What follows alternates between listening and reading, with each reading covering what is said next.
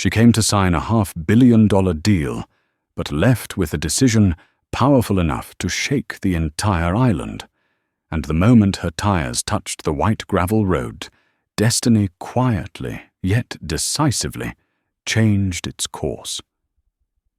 The sleek black SUV crawled past rows of knife-shaped hedge lines, moving toward the Harrington estate on Martha's Vineyard, a fortress of old money built from marble glass, and walls the sea wind could never breach.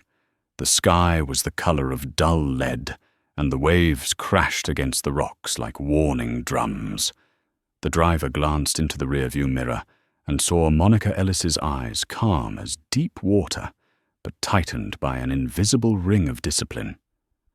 Inside the leather-scented cabin, Monica rested one hand on the slim briefcase. 39-years-old founder and CEO of Luminar Technologies, a child of persistence, rooted in long nights at the public library and blooming through lines of life-saving code. She closed her eyes briefly. From the steel dust of Detroit to this salt-washed island, one red thread had remained taut. Never trade away your core. Her heart repeated it steadily and firmly. The wheels stopped. The door opened. The smell of salt touched her skin, cold and bracing. In front of her, the main house stood still, like a reminder that here, the law belonged to them. Richard Harrington, 58, appeared at the top of the steps, silver hair combed sharp as a blade. His smile was perfectly measured, warm enough, yet distant enough. Half a step behind him stood Margaret in a champagne-colored suit that clung flawlessly, a string of pearls encircling her neck like a proud comma. Her eyes were magnifying glasses, weighing, classifying, and confirming status before granting the thing called courtesy. Monica, welcome. Richard spread his arms like closing a door behind his guest. His voice was smooth, carrying the resonance of someone used to microphones and equity stakes. In his mind, numbers danced 500 million in liquidity distribution networks, a thicker R&D margin, another puzzle piece to tilt his energy empire toward technology without losing the head seat at the table. Margaret tilted her head. I hope the trip was smooth. She heard the plan clicking into place, like machinery tonight dinner, with the names journalists loved to quote. Tomorrow morning, brunch with shareholders of refined taste. Sunday, the signing ceremony beneath flashing lights. Everything boxed, labeled, sealed. Only the product called merger waited to be opened. Monica smiled, polite, thin, sufficient. That smile didn't ask for a seat. It carried its own foldable table inside her mind. She thanked the driver with a look of gratitude and stepped onto the marble stairs. Her shoes struck the stone with a crisp sound, like musical notation for a ritual. In her head, memories echoed her aunt's hands cracked, from sewing the nights she ate crackers with mayonnaise to save for tuition, the first time her AI model predicted a complication early enough to save a boy's life. Each fragment fused into armor, not of metal, but of inner order. The hallway unfolded in overwhelming white abstract paintings, displayed not to be felt, but to prove a point. The scent of polished lemon erased all trace of human presence. Becca, a young attendant, glided by, taking Monica's leather bag with a small smile and knowing eyes. She met Monica's gaze for a heartbeat, a silent flash of empathy, then turned away. In her mind, an unspoken line. I hope they're kind. She had seen these dinners before, crystal glasses clinking like church bells, while compliments sliced sharper than knives. Your room is in the East Wing, Margaret said. Quieter, more private. Her tone was soft as silk, and silk hides boundaries better than any wall. Richard checked his watch, calculating time for pleasantries for the vision speech for the closing pitch that would land as the dessert plates touched the table. Their eldest son, Ethan, had yet to appear. He preferred to arrive fashionably late, like a DJ's drop that makes heads turn. Monica paused mid-step. "Thank you." She didn't ask why the other guests were housed in the West Wing. She didn't need the answer. In her stomach, intuition turned once cold, not from fear, but alertness. She recognized the architecture of power, a map drawn through space, who sits near the center, who lingers at the edge, who disappears entirely. Houses like this never need signs. They speak through floors and chairs. Her window opened onto a strip of silvery sea. The wind rose with questions. She set her briefcase on the chair and sat at the edge of the bed. Her phone vibrated. Grace Liu.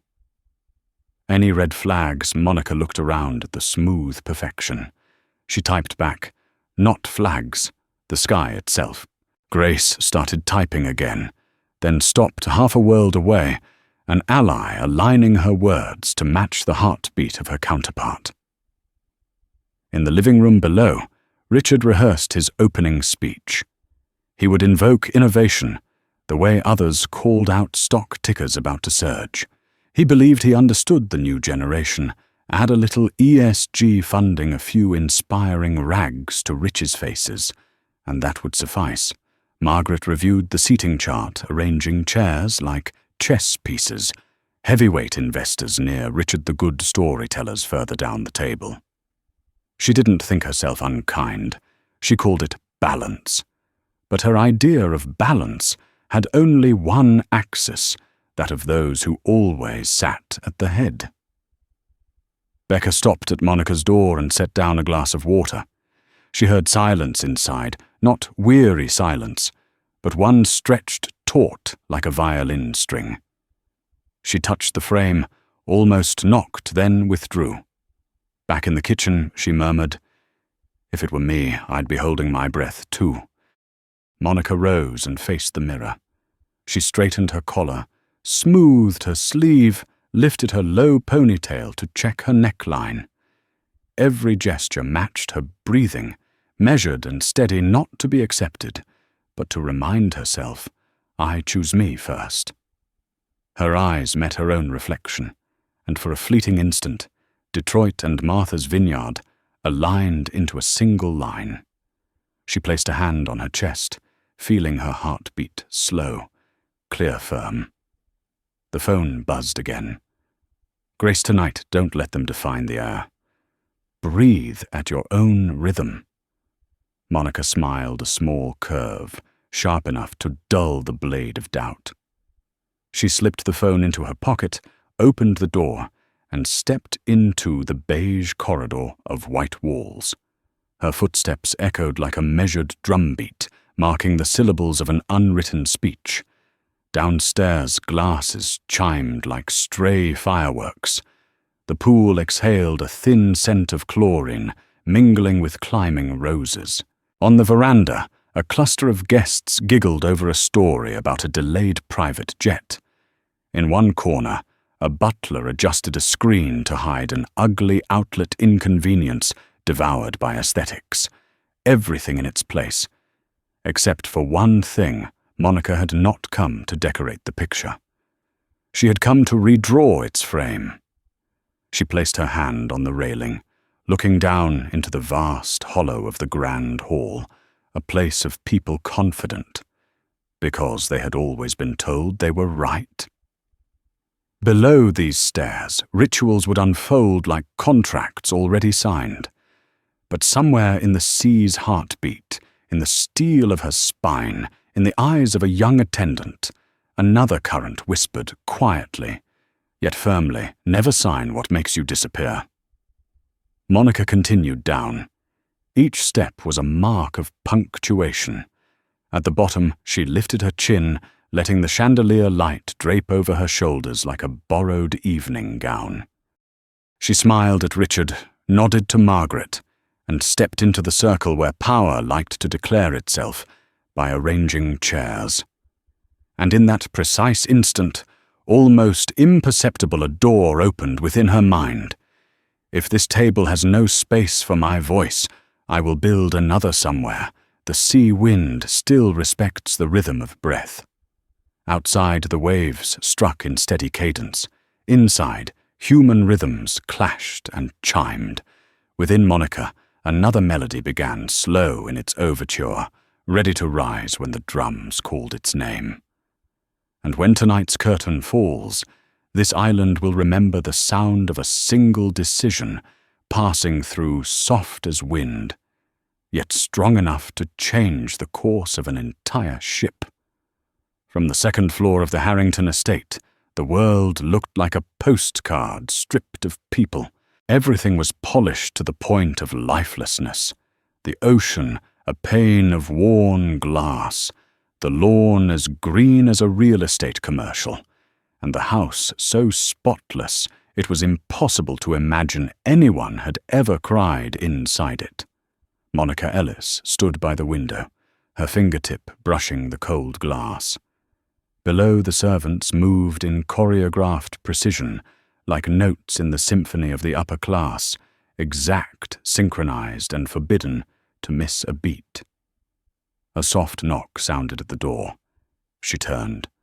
The man who entered was Lucas, the family's personal assistant, around 30, wearing a navy suit cut a little too tight, his voice trained to sound gentle, but his eyes always avoiding direct contact. "Miss Ellis," he said, without looking up. "Dinner begins precisely at 7. Dress code formal. The family would like you to meet a few board members and guests before the official announcement on Sunday." Monica nodded. "Thank you." Lucas hesitated, then added, "There's a stylist downstairs if you need assistance or some suggestions." The word suggestions drifted from his mouth like smoke, but carried the scent of judgment. Monica raised an eyebrow slightly. "I think I'll be fine." He bowed and withdrew a puppet, finishing a programmed role. The door closed. In the emptiness that followed, a faint click sounded the watch on Monica's wrist as she adjusted its hands. She looked at herself in the mirror, a navy sheath dress with sharp lines hair in a neat low bun, slender gold earrings. Not showy, but weighted. Not decorative, but deliberate. Every detail on her was a statement from a woman who needed no permission to exist. Monica took a deep breath. She had attended evenings like this before, dinners where people praised diversity, but poured wine as if bestowing charity. She knew the unspoken rules: don't speak too loudly, don't appear too confident, and above all, don't forget to smile. But tonight she hadn't come to play the guest. She came to see whether they were worthy of Luminar's vision. At 10 minutes to 7, laughter and clinking glasses echoed from the grand hall below. Monica stepped into the hallway, her heels striking the wooden floor in steady rhythm like a cold heartbeat, testing her resolve. From the room across the hall, a man in his 50s emerged, wearing a tuxedo paired with white sneakers, the kind who thought breaking the rules made him special, when really it only showed he had the privilege to do so. "Good evening," he said in the old Boston accent. "Good evening," Monica replied politely, and they walked down together. The floor below glowed bright. Crystal chandeliers hung like frozen rain. The room was heavy with the scent of wine perfume and power. In the center stretched a long mahogany table, polished so flawlessly it reflected the eyes of whoever sat across from you. At its head sat Richard Harrington, whiskey in hand, laughing loudly among a circle of silver-haired men. Near the fireplace, Margaret was speaking to 2 women in pearl necklaces, her voice as smooth and unchanging as a classical melody that never missed a note. "Our guest of honor has arrived." Richard stood, arms open, his smile a rehearsed performance perfected over years. "Everyone, this is Monica Ellis, The woman who's changing the world of technology. The room erupted in a few scattered claps, some polite nods, a handful of forced smiles. Monica stepped forward, poised, bowing her head slightly. Margaret approached, placing a hand on her shoulder. "Let me show you to your seat." Monica immediately noticed the arrangement, or rather the lack of one. No name cards, no assigned spots, yet the hierarchy was crystal clear. Those at the head, founders, major investors, the two Harrington sons. The middle secondary partners, friends, colourful guests. Her seat was in the middle section. Not bad, but far enough to see, not close enough to speak. Margaret smiled. "I hope you'll be comfortable," Monica replied softly. "I'm always comfortable when I'm working with a clear vision." Margaret paused for half a second, then smiled again, eyes drifting away. Dinner began. Wine flowed, silverware chimed.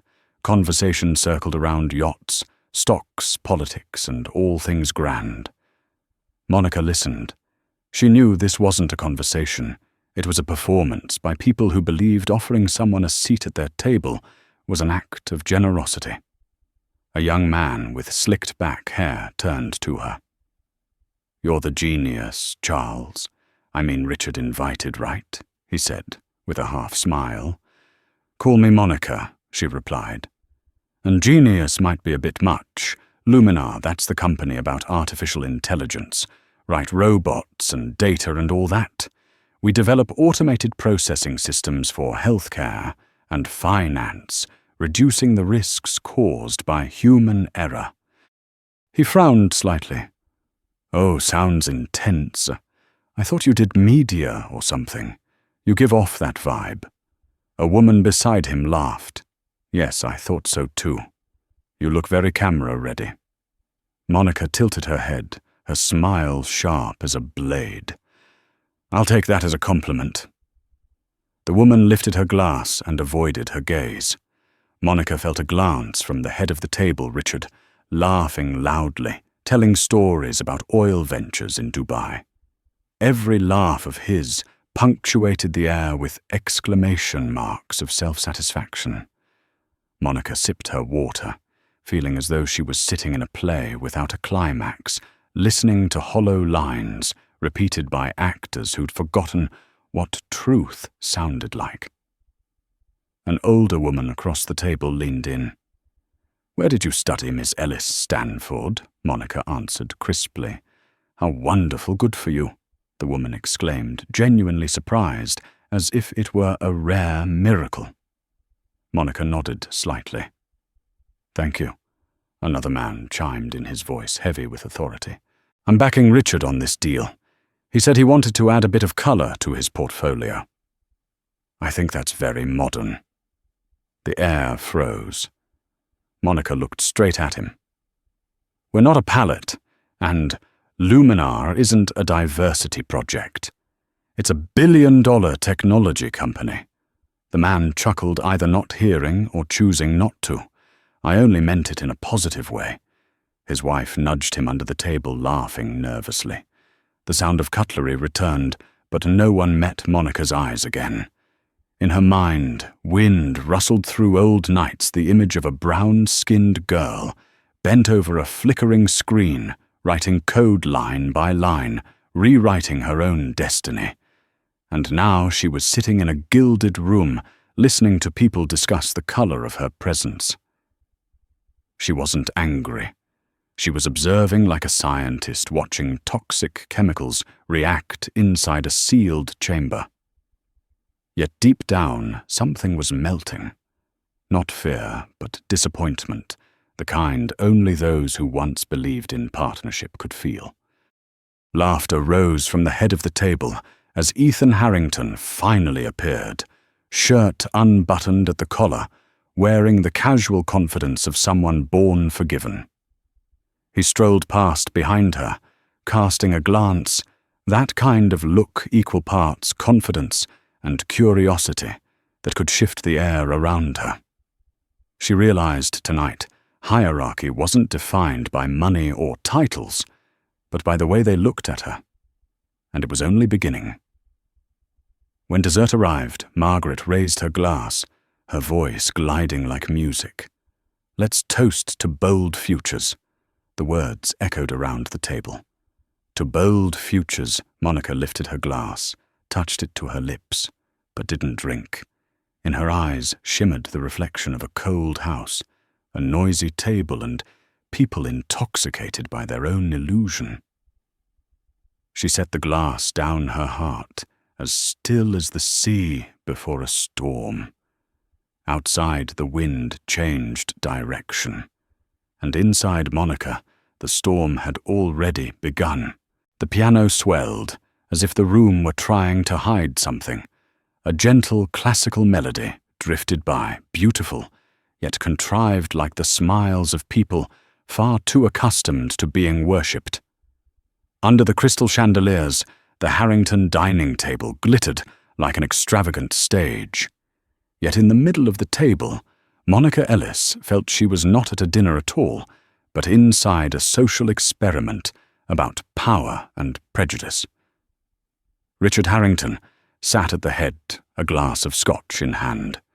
His voice thick and deep as he told a story about an oil deal in the year 2003, every detail padded with pride until it overflowed. Around him, soft laughter rose in all the right places. As if pre-programmed only, Monica didn't laugh. She didn't look down on them, but the emptiness in the room made her feel cold. On Richard's right, Margaret observed everything smiling on cue, nodding on cue, and repeatedly glancing at Monica like a judge secretly grading whether the guest of honor was refined enough not to break the rhythm of the performance. The pearl earrings on her ears trembled to the cadence of conversation, catching the light like white bullets. Monica Margaret tilted her head, her voice sweet as vanilla cream, yet cold to the core. "Richard says you built your company in just 8 years. Impressive. You must have a great deal of drive." Monica smiled. Drive. Perhaps when you grow up with very little, you learn how to make more. "So admirable," Margaret said, but the word admirable rolled out like a pebble, skittering across the floor, light yet meaningless. At the head of the table, Richard clinked glasses with a silver-haired man. "I believe the new generation needs guidance," he declared, "and sometimes we have to give them a chance to learn how to behave in the real world." He stressed the words, "real world." The room laughed. Monica set down her knife, her eyes never leaving her water glass. She heard each word drop like tiny stones thrown into the patient lake inside her. She had been here before, in many forms in board meetings, where she was the only person not from the Ivy League in presentations, where people asked about lipstick before they asked about algorithms in publicity photos, where she always stood in the middle, both to decorate and to be obscured. She knew this kind of air, transparent yet viscous. It did not kill. Outright, it suffocated you slowly. Monica, a blonde woman with loose waves on her left, spoke up. "Your company is Luminar. Right, I heard you use AI to save patients. Wonderful. I assumed you were in media. You have more the aura of a celebrity than an engineer." A ripple of light laughter spread. Monica turned her gaze gentle, yet keen.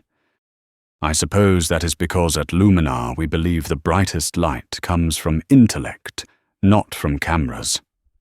The woman's smile faltered. "I was only joking."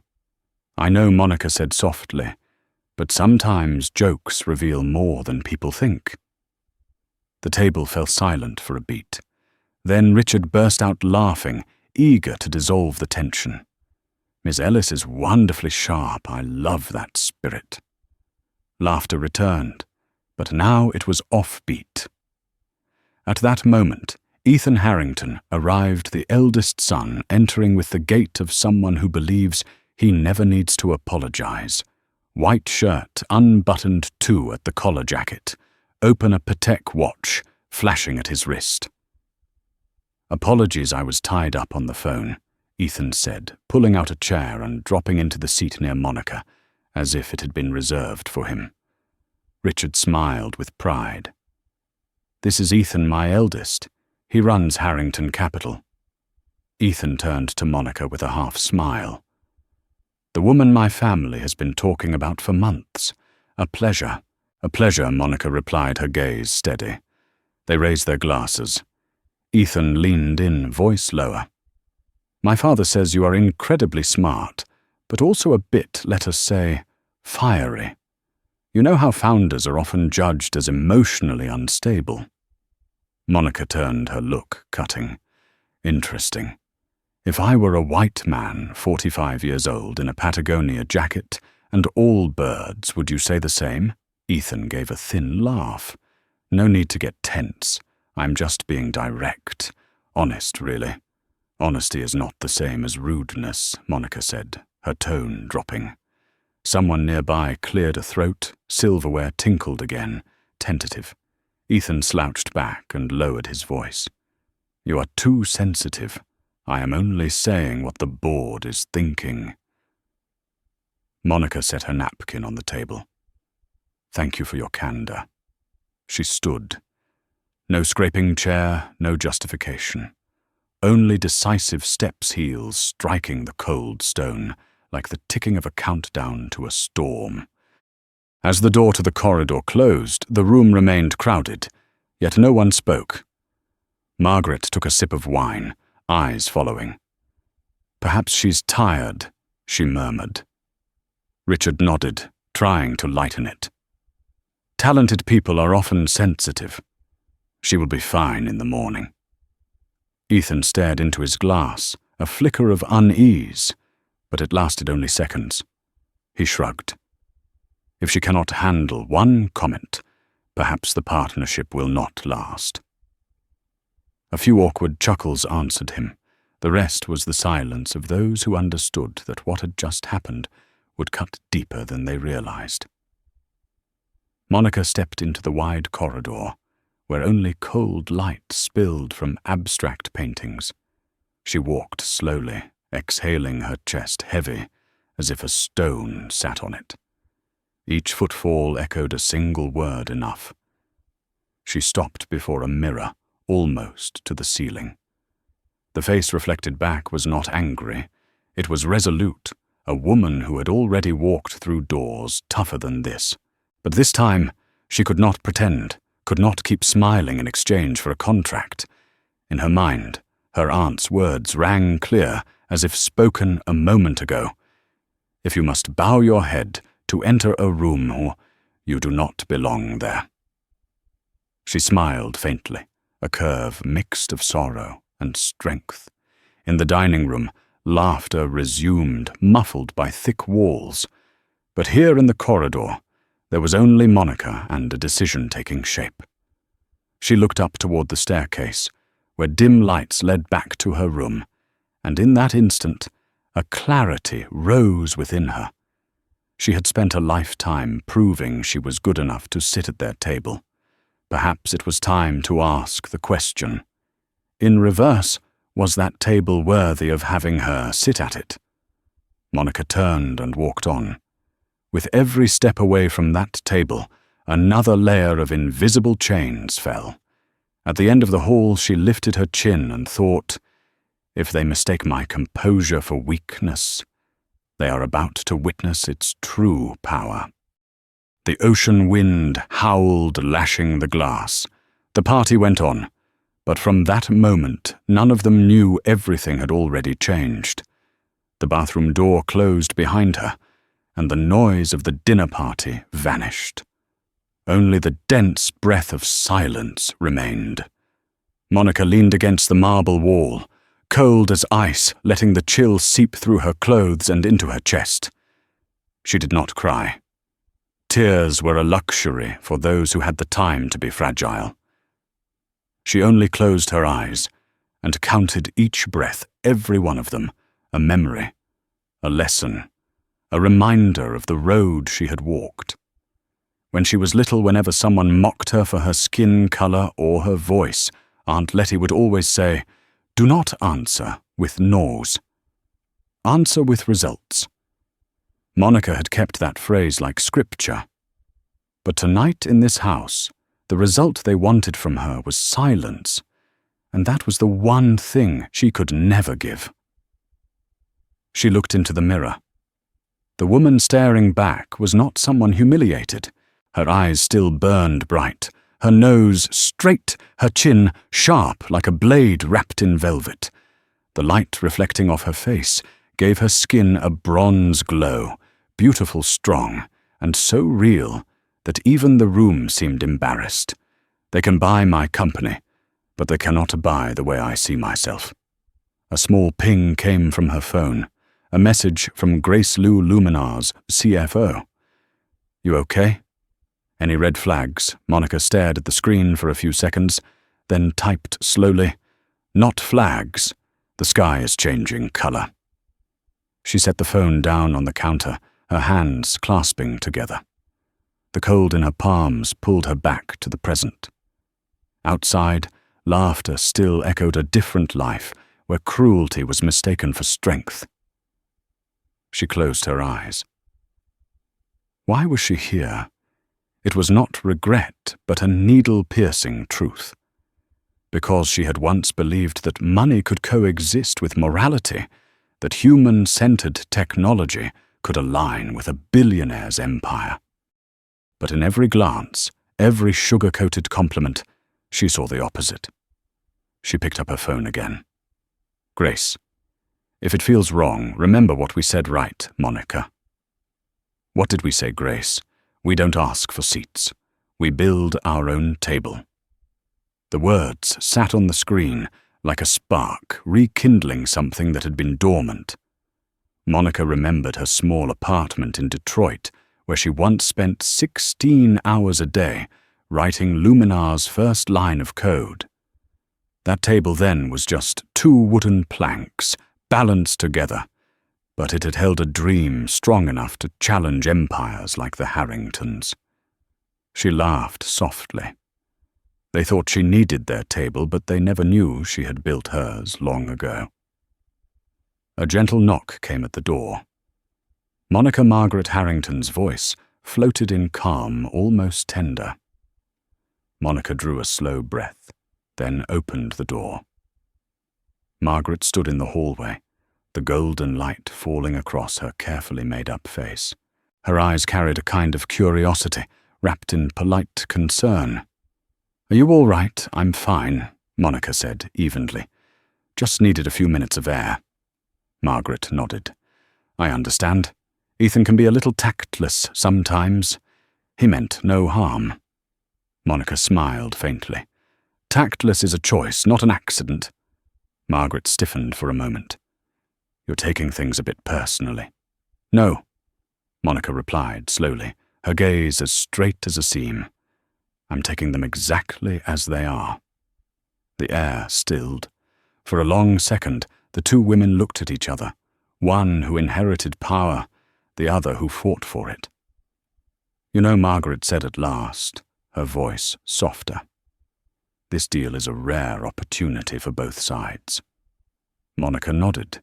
"Exactly why I need to make sure we share the same definition of the word opportunity." Margaret pressed her lips together. "If you're thinking of walking away because of one imperfect evening, that would be a shame." Monica smiled, gentle as a cut. "Not because of one evening, Margaret. Because I already see what tomorrow looks like." She bowed her head slightly and walked past, leaving behind the faint scent of perfume mixed with something stronger dignity.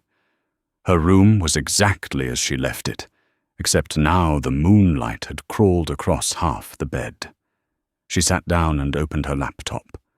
Hundreds of emails lit the screen, press inquiries, investment board updates, partners waiting for news about the historic merger. She clicked on a blank tab. The cursor blinked like a heartbeat. She began to type. After careful consideration, Luminar Technologies has decided to withdraw from the merger with Harrington Group, because we believe integrity is not negotiable. She read it again. Every word was a blade, every sentence a release. But instead of sending it, she clicked Save Draft. She needed sleep. But deep inside, she knew the decision had already been signed, not in ink, but in instinct. Outside, Margaret walked down the stairs to find Richard pouring another drink.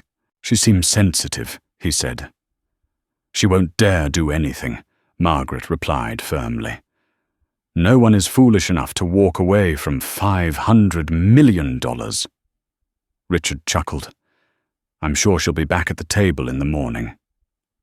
They clinked glasses, crystal meeting crystal clear, confident blind. Dawn. The sea wind blew the curtains wide, carrying salt and mist. Monica woke before the alarm. She sat on the edge of the bed, hair-tied high eyes fixed on the ocean. The sun had not yet risen, but the horizon glowed with a thin red line, sharp, fierce, and beautiful. She opened her laptop, looked at the draft email from the night before. The cursor still blinked at the end of the last sentence. A soft knock came. The door opened. Grace Liu stepped in, coat dusted from travel suitcase, half unzipped. You flew in from California, Monica asked. Grace nodded, her breath tinged with coffee. You texted, the sky is changing color. I knew you weren't talking about the weather. They looked at each other, no need for more words. Are you sure, Grace asked. If we pull out, Wall Street will call you erratic. The media will say you ruined a golden opportunity. Monica smiled faintly, her eyes bright with the calm clarity of someone awakened from a long dream. They can say whatever they want, she said, but they don't get to define me. Grace nodded. So what's the plan? Monica stood, her voice steady. We won't stay silent. I'll speak. Not to defend myself, but to enlighten. She paused, looking out at the sea. If they thought I'd bow and thank them for being invited to their table, they're about to relearn what it means to stand tall. Grace smiled, relief washing over her. And Ethan, his father, Monica, turned her eyes, unwavering. I don't need to humiliate them. I just need to make them see themselves. She closed her laptop and walked to the window. Outside, the first sunlight pierced through the clouds falling across the Harrington mansion, where a powerful family still slept, dreaming that the world belonged to them. Monica whispered almost to herself. Tomorrow I'll bring clean air back into this room. And as the first light touched her face, she knew the storm inside her finally had direction. It was no longer anger. It was liberation. Morning broke, and the room was washed in a pale gold. Early sunlight slipped through the thin curtain and fell across Monica Ellis's hands, resting on the laptop like a silent yet commanding summons. She had sat there for 1 hour staring at the unsent lines. Luminar Technologies will officially withdraw from the merger with Harrington Group, because integrity is not negotiable. The cursor kept blinking like a heartbeat, counting each second of hesitation. A single click could change the course of 2 companies, but Monica was not afraid of losing money. She was weighing whether it was worth losing her own trust in herself. Outside, the sea wind was strong. Waves pounded the rocks like warning drums. Downstairs, the sounds of staff cleaning after the party drifted up. Glasses, clinking shoes, tapping across stone. Together they formed the soundtrack of the world Monica had stepped into last night, yet one she would never belong to. A soft knock sounded. Come in, Monica said. Grace Liu entered, her hair slightly tousled from the red-eye flight, her eyes a blend of fatigue and worry. She set a coffee on the table and spoke softly. I'm guessing you didn't sleep. No, Monica replied. I'm deciding what is worth keeping and what must be let go. Grace pulled out a chair, sat across from her, and exhaled. I reread the deal terms on the plane. If you pull out, they may demand damages for breaking the preliminary agreement. Monica shrugged. Money is the easy part. Grace looked at her admiration and fear flickering together. You know what Wall Street will do. They will call you erratic, someone driven by emotion over reason. Monica let out a small laugh, quiet but deep. I have heard that all my life. Every time a woman refuses to be obedient, they call it emotion. She stood and moved to the window, staring out at the silvery grey ocean. Grace, she said, her voice low. I spent my youth proving that a woman of colour can lead with reason. Perhaps it is time I proved something else, that reason and conscience are not opposites. Grace stayed silent. There are moments when understanding needs no words. This was one of them. Monica turned back, her voice steady. I did not come here to be respected. I came to collaborate. If they cannot see me as an equal, then I cannot see them as partners. Grace asked softly. What is your plan? Monica answered, each word clear. I will speak. Publicly, transparently, calmly. No shouting, no accusations. Only the truth. She smiled to herself. They think my silence is weakness. Silence is just how I gather momentum. At the same time, downstairs, Richard Harrington and his media team were preparing copy for the signing ceremony. The proposed headline read, Harrington Group and Luminar uniting to shape the future of human-centered technology. We need warm imagery, Richard said with confidence. I want people to see harmony, not profit. And Ms. Ellis, a PR staffer, asked, where should we place her remarks, mid-program? Richard replied with a touch of condescension. Not too early so the audience remembers who is hosting. He leaned back, eyes gleaming, with the pride of a man accustomed to deciding other people's fates. In his mind, the deal was done. Monica was merely a face for the cameras. Back upstairs, Monica looked into the mirror. She saw a woman long accustomed to being judged, tested, and forced to represent something. This morning, she wanted only to represent herself. The light sharpened the depth of her eyes. There was no hesitation there anymore, only the resolve of someone who understood that when respect is purchased with silence, it is no longer respect. Grace stood. You will face heavy pressure. They may threaten you, smear you. Monica turned with a breeze-light smile. Pressure does not kill anyone. Compromising in the wrong place does.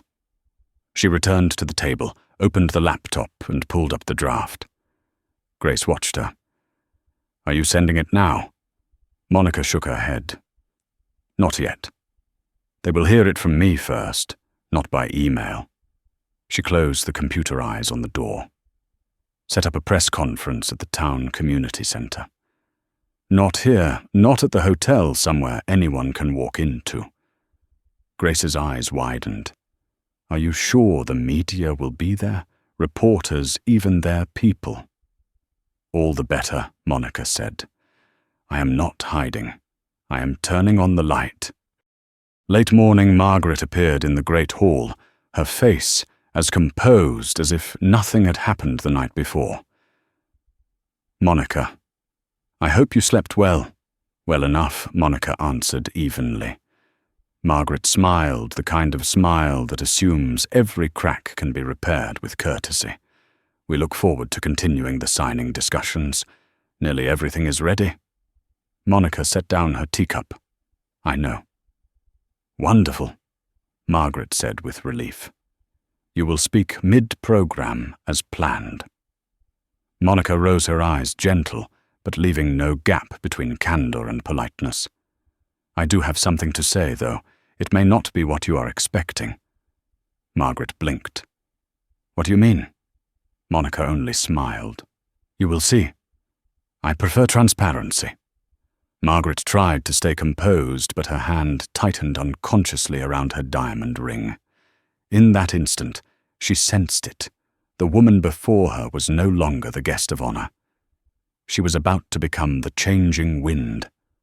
Afternoon drew in. The sea whispered, carrying the smell of salt and electricity.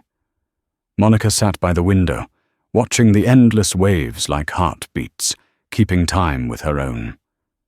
Behind her, Grace reviewed the briefing notes. "The reporters are confirmed," Grace said. 3 in the afternoon. I announced it through official channels. Monica nodded and closed her eyes briefly.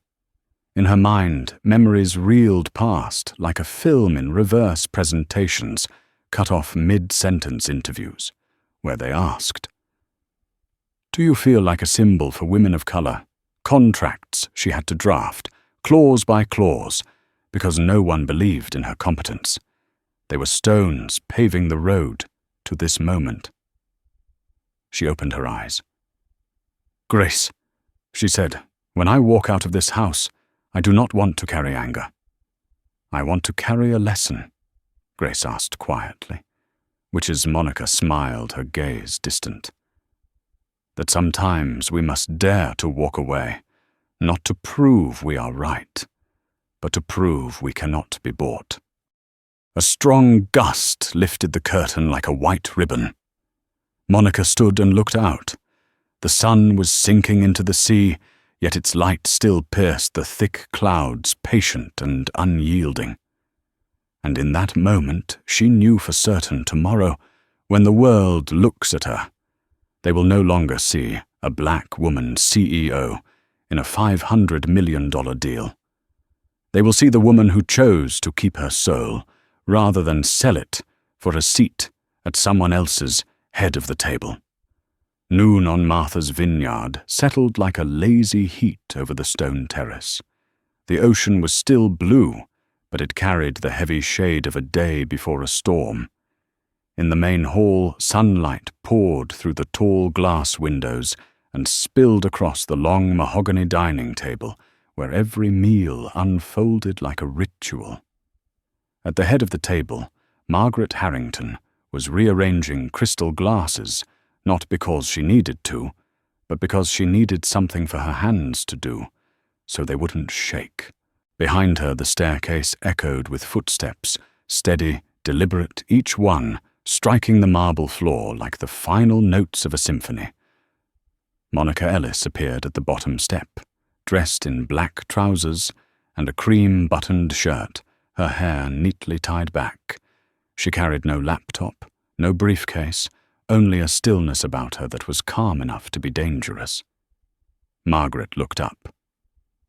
"Ms. Ellis," she said, her voice striving for warmth, "we need to talk before the signing ceremony. Richard is on his way back with the legal team." "Yes," Monica replied, walking straight to the table. "I wanted to talk as well." Margaret raised an eyebrow. "Good. I think it would be useful to clear up any misunderstandings from last night." Monica stopped at the opposite end of the table, the light catching her face, making her bronze skin glow. "There are no misunderstandings, Margaret. Only truth, and how each person chooses to face it." Margaret tilted her head, her polite smile beginning to slip. And what truth would that be? Monica met her eyes. The truth that I was placed in the middle of the table instead of at the head. The sugar-coated remarks. The way your son assessed my temperament instead of my capability. The way everyone here looked at me, not as a partner, but as a diversity project to decorate your brand. Silence pressed against the room. The ticking of the antique clock filled the space. Margaret inhaled deeply, summoning the composure of someone who had survived hundreds of negotiations. "You misunderstand," she said softly. "We do not discriminate. We simply have our own way of doing things. My family values professionalism." Monica smiled, though it carried no joy. "Professionalism is when everyone is treated equally, Margaret, not when civility is used to hide contempt." Margaret's lips tightened, her tone dropping. "You know it's a shame. You are talented, but perhaps a bit too sensitive. The corporate world isn't kind to the easily wounded. Monica tilted her head. You're mistaken. I'm not easily wounded. I'm simply not easily silenced. The reply stunned Margaret. A flicker of anger flared in her eyes, too quick for her to notice. You're turning this into something personal. This is business, not activism. Monica took a step forward, her voice still calm but her words cutting sharp as glass. When a woman has to choose between being respected and being signed, that's no longer business, that's a test of dignity. Margaret drew back half a step, forcing a smile. You know I'm a woman, too. I understand that pressure. But sometimes, to move forward, we have to learn to compromise a little. Monica met her gaze, her eyes clear as glass. Compromise isn't wrong unless it asks you to bend your spine. The air in the room grew thick.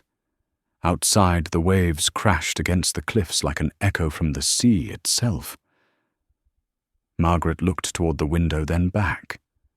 If you walk away, you'll destroy your reputation. Who will invest in Luminar after this? Monica's voice lowered, but each word rang like a bell. Those who believe the future is built on values, not power. Margaret pressed her lips together, feeling her ground begin to slip. I don't want this to turn into a conflict. Richard that won't be necessary, Monica interrupted her tone, calm but final. I already spoke with him this morning. I'm withdrawing from the deal. Effective immediately. Margaret froze. The words struck like a stone, breaking the still surface of her composure. You can't. It's already been announced, the media. The media will hear it directly from me, Monica said, her eyes shining with a cold metallic light. Not from Harrington Group's press release. Margaret let out a bitter laugh. You'll make the whole world think you're unstable. You'll be seen as unreliable. Maybe, Monica said, her voice softening. But I would rather be misunderstood than owned. Margaret tried to speak, but found no words. In that moment, she saw clearly Monica didn't need to shout. She didn't need to prove anything. She simply was a storm that had found its direction. You think what you're doing is noble? Margaret asked, her voice trembling. The world doesn't change because one person refuses to sign a deal. Monica stepped toward the door, looking back over her shoulder. No, she said, but it begins to change when one person dares to. As Monica left the hall, Richard Harrington entered with 2 lawyers. He stopped when he saw Margaret standing frozen in the empty room. What happened? He asked. She turned her face, stripped of its usual poise. She's pulling out. What Richard's voice cracked. Right now, right now. He gripped his glass so tightly that a hairline crack split the crystal. Good God, does she realize what she's doing? She's throwing $500 million into the sea. Margaret spoke softly, almost as if confessing. No, Richard. She's keeping her soul. In her room, Monica stood before the mirror one last time. The reflection staring back no longer carried tension. She smiled, not the smile of a victor, but of someone who had found herself again. Grace entered, phone in hand. Press is confirmed. They're already at the community center. When do you want to go? Now, Monica said lightly. She slipped on a gray blazer, buttoned it, and took a deep breath. Outside, sunlight streamed through the window, painting her face with a long streak of gold, a line between 2 worlds. Grace looked at her and said softly, They won't forget this. Monica replied, eyes steady. Neither will I. I won't forget what it feels like to be judged by people who never tried to understand me. And that's exactly why I won't let anyone else feel the way I did last night." She turned and walked out. Each step burned away the last trace of pretense left in the house. When the front door closed behind her, a gust of wind swept through the corridor, rattling the framed paintings on the walls. Margaret stood on the balcony above, watching the black SUV drive away. In the blinding sunlight, Monica's figure grew smaller, yet sharper. Margaret gripped the railing, an unfamiliar emotion rising inside her. Not anger, but the bitter recognition of something she lacked. That woman had done what she never dared to do. And in that moment, amid the opulent, lifeless beauty of her mansion, Margaret Harrington finally understood there are things money can never buy, only courage can keep. Outside, the wind swept along the coast, carrying salt and a whisper. Not everyone can walk away from the table. But those who do, they are the ones who truly own the room. That morning, Martha's vineyard wore the fragile beauty of dawn mist. The sky was a pale grey sea wind, threaded through the tall pines, and struck the glass of the black SUV parked before the Harrington estate. Inside, Monica Ellis sat still, hands resting on the unsigned documents. She looked out at the White House, standing solemn in the haze, beautiful to the point of indifference, a place where perfection itself was the curtain hiding everything false. The door opened.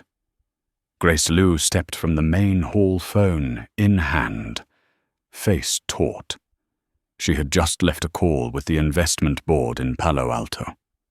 "They know," Grace said. "Richard will push back, and the press is starting to ask questions." Monica nodded without fear. "The sooner the better. I want them to hear the truth from me, not from someone else." Grace looked at her eyes, mixing worry and pride. "I have never seen you this calm. You are about to throw away $500 million, Monica." Monica smiled softly. "No, I am choosing to keep my soul." They left the grounds as the sun crested the horizon, gold light slicing through fog like a quiet cleansing. Dew clung to the leaves like thousands of tiny glass shards reflecting a sky turning blue. Monica leaned back and drew a deep breath. In that moment, she felt an uncanny peace, as if the world had been rinsed clean of her. "Do you ever think you will regret this?" Grace asked, voice small but heavy. Monica shook her head. "No, I have regretted staying silent. I have never regretted saying what is right." The car curved along the coastal road. The ocean opened to their right waves, breaking over white sand, the smell of salt threading the air. Monica stared into the soft distance, and a familiar feeling filled her slowly freedom, not the kind that is given, but the kind reclaimed after risking everything. She turned to Grace. "I have been thinking about last night, the way they looked at me, the way they spoke to me." Grace said nothing. "It was not about my skin," Monica went on. "It was about power. To them, power is something to be inherited, not made. They do not know I come from a place where the only inheritance is resolve." Grace nodded gently. "I know. But the world out there will not see that. They will only see a so-called unhinged CEO who walked away from a colossal deal." Monica let out a thin laugh. "Let them talk. If one act forces people to redefine what madness is, perhaps that act is exactly the one worth doing." 2 hours later, they stopped at a small cafe by the shore. Inside, the smell of fresh pastry and coffee mingled with the sound of the waves.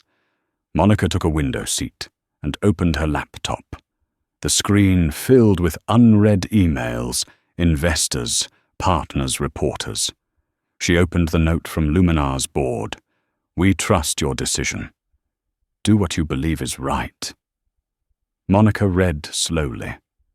Every word felt like an affirmation. She looked out at the sea and said, quietly, "You know, Grace, years ago, when I started writing my first lines of code, I never thought about money or fame. I only thought, if I can help one person avoid a mistake, that is enough."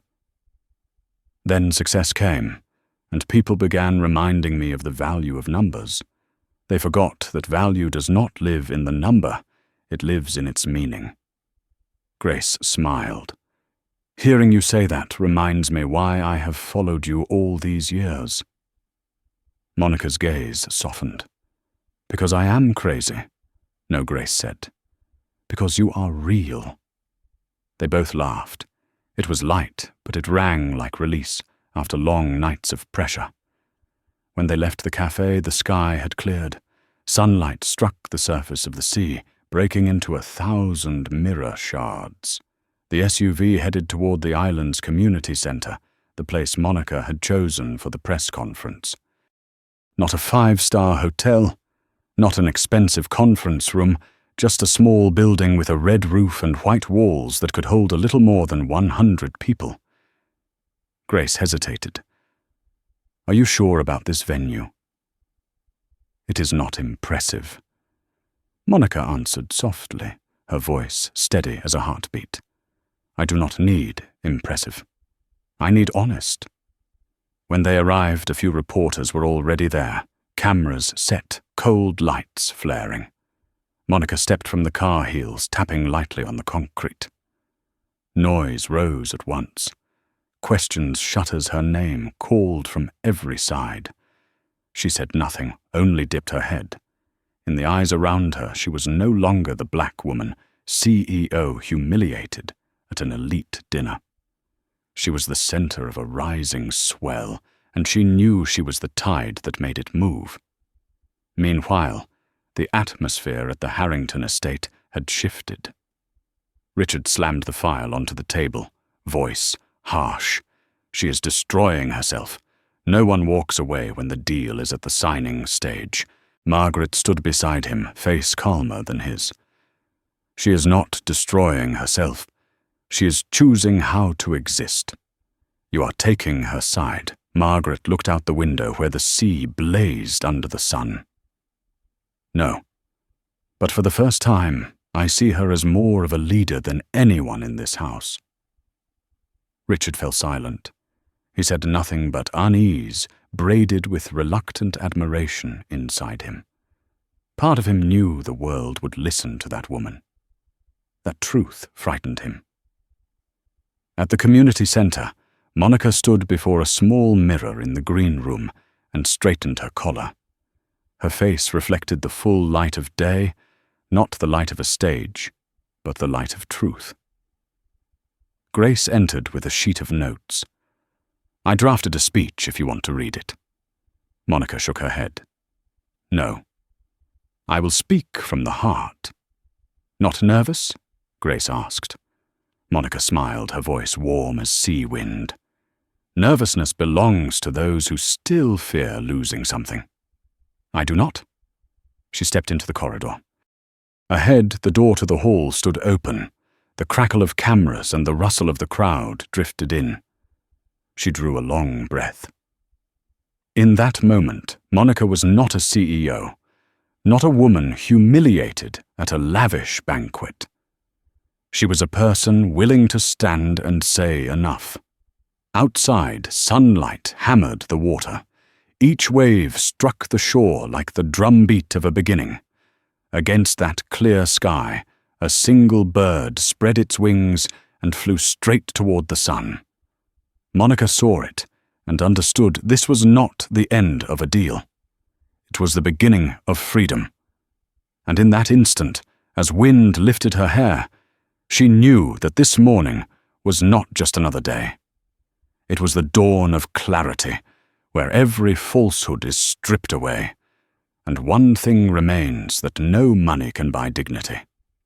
The air in the grand hall of the Harrington estate that noon was thick like a layer of sea mist that hadn't yet lifted.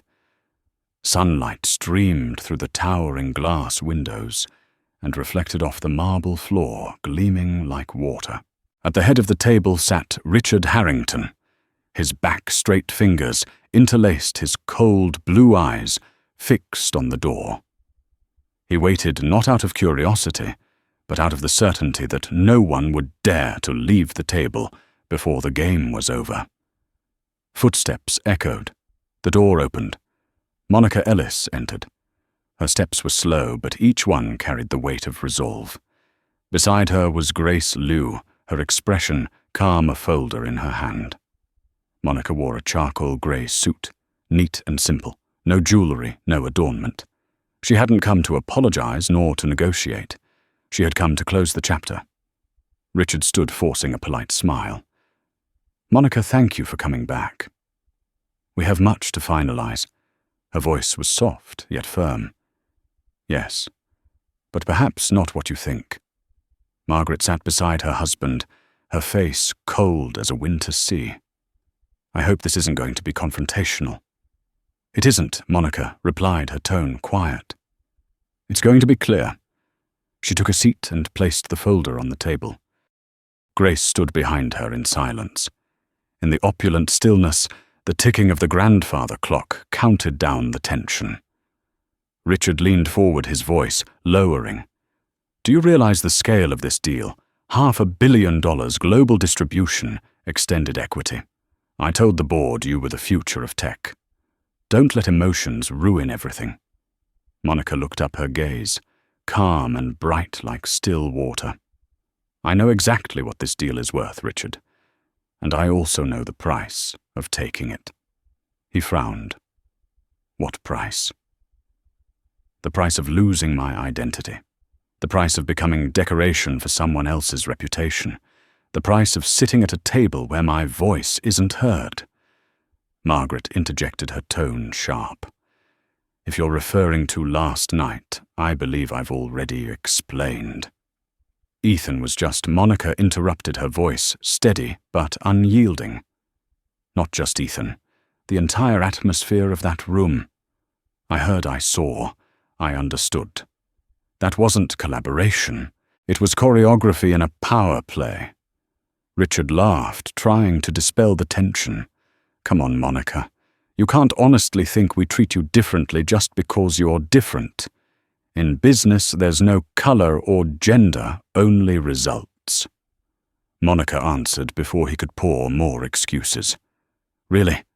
Then why do people with results like mine still have to prove they deserve the seats others were handed?"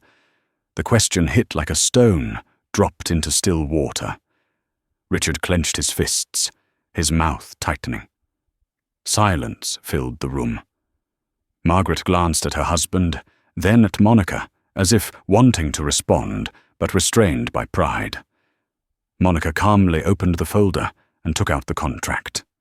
"I came here to say this once, and only once. Luminar Technologies is withdrawing from the merger with Harrington Group. Effective immediately." Richard froze. "What did you say? We are not signing, not partnering, not accepting any further terms." Her voice wasn't loud, yet it struck the air like the gavel ending a trial. "Do you understand what you're doing?" Richard snapped. "You're destroying your career. No one will ever work with you again." Monica remained seated. "If my career depends on bowing to injustice, then it deserves to end." Margaret cut in, her voice trembling slightly. "Monica, I believe you're overreacting. This contract is an opportunity." Monica stood, her eyes unwavering. "An opportunity for whom, Margaret? For me or for you? You know, I thought we were building something together. But it turns out I was only invited to decorate your picture of progress." The hostess was speechless. Richard pushed back his chair, his face flushed red. "You're insulting us." Monica shook her head gently. "No. I'm holding up a mirror." No one spoke. Only the faint sound of the waves carried through the windows, merging with the ticking clock. Monica slid the folder toward them. "You can keep the contract. Luminar doesn't need it. Richard shot to his feet. You'll regret this. Monica's gaze was steady, her voice low, but ringing like a bell. Maybe. But if I do, at least I'll regret it in freedom, not in chains. She turned to Grace. Let's go. Grace nodded and gathered the papers. Their footsteps echoed through the great hall. Each step Monica took left an invisible imprint on the marble, the mark of someone who had chosen dignity over power. As they reached the door, Margaret called out, her voice trembling. Monica. She stopped and turned. The older woman looked at her eyes, filled with anger, regret, and a glimmer of admiration. You know, if I had half your courage, my life might have been different. Monica smiled softly. It's never too late, Margaret. Then she pushed open the door and stepped out, leaving behind a world that glittered but felt cold. The SUV rolled away from the estate. Through the window, Monica watched the sky unfold before her, vast and blue, like a road no one could control. Grace sat beside her in silence for a while before speaking quietly. You know they won't let this go. They'll twist the story to fit their side, Monica replied, eyes fixed ahead. I know, which is why I'll tell the truth first. Grace turned to her. What will you do? Monica smiled faintly. We'll hold a press conference, not to defend ourselves, but to redefine what partnership means. People need to understand that collaboration doesn't mean surrender. Grace nodded. What should I prepare? Not much, Monica said. A small room, a white backdrop, a microphone, and the truth. She said it without hesitation. Outside, the sun climbed higher, spreading gold light over the ocean. The wind tousled Monica's hair, filling her lungs with the taste of liberation. For the first time in years, she carried no burden of expectation, no promises to investors, no gaze from those at the head of the table. She had only one thing left herself. As the sunlight reflected off her face, Grace whispered, You don't need their table anymore. Monica smiled and said softly, No, because I am the table. Both women laughed, but behind their laughter was the weight of a beginning. Behind them, the Harrington estate faded into the distance, taking with it all the arrogance, calculation, and pretense. Ahead, the road to town stretched open, straight, bright, and free. And at the end of that road, a truth was waiting to be spoken, carried by the sound of the waves and the light of honor. That afternoon, the sky over Martha's vineyard burned gold, like the curtain of a stage about to rise. The small seaside community center, once the site of modest local fairs, was now packed to capacity. Reporters, photographers, and media crews crowded shoulder-to-shoulder, microphones and cameras aimed at the wooden podium in the center of the room. There were no flowers, no lavish backdrops, only a plain white curtain and a single microphone. The door opened. Monica Ellis walked in. The noise dropped instantly, as though the entire room had forgotten how to breathe. She wore a cream blouse and black slacks, no jewelry. Her appearance was so simple that no one would have guessed this was the woman who had just shaken a billion-dollar empire. She stepped up to the microphone, took a deep breath, and began. Thank you all for being here. I'll keep this brief because clarity doesn't need many words. The room was silent. After careful consideration, she said, I have decided to withdraw Luminar Technologies from the merger with Harrington Group. This decision is not based on money, power, or negotiation. It is based on the one thing I will never trade: human value. A murmur rippled through the crowd. Camera flashes burst, but Monica did not flinch. Her voice continued steady, as steel forged in flame. Luminar was built not only on technology, but on the belief that intelligence must serve humanity, not the ego of power. In the past 48 hours, I realized that if we continued, we would lose the very thing that made us exist: integrity. She paused, her eyes sweeping across the crowd. I am not here to accuse anyone. I am here to say that anyone in this room who has ever felt they had to shrink themselves to be accepted should remember this. You do not need someone else's hand to prove your worth. Build your own table and sit at it with your back straight. A heartbeat of silence followed. Then came applause, hesitant at first, then swelling like the tide. Reporters shouted, "Miss Ellis, are you afraid of the backlash from the financial world?" Monica smiled. "People only fear when they have something to lose. As for me, I just reclaimed what matters most." She stepped away from the microphone and descended the stage. Grace Liu waited by the door, eyes shining. "You just set the world on fire," she said. Monica smiled softly. "No, I just rekindled a light that had been hidden for far too long." The door closed behind them, but the echo of her words lingered through the hall, a declaration of dignity, spoken in the calm voice of a woman who had chosen to walk through the storm without bowing her head. 2 days after the press conference, the world seemed to awaken. Headlines flooded social media and financial news sites. Black female CEO walks away from a $500 million deal in defense of human values. Monica Ellis, the woman who refused to sell her soul to buy power. Her speech spread at the speed of light. Within hours, millions of views and hundreds of thousands of comments poured in.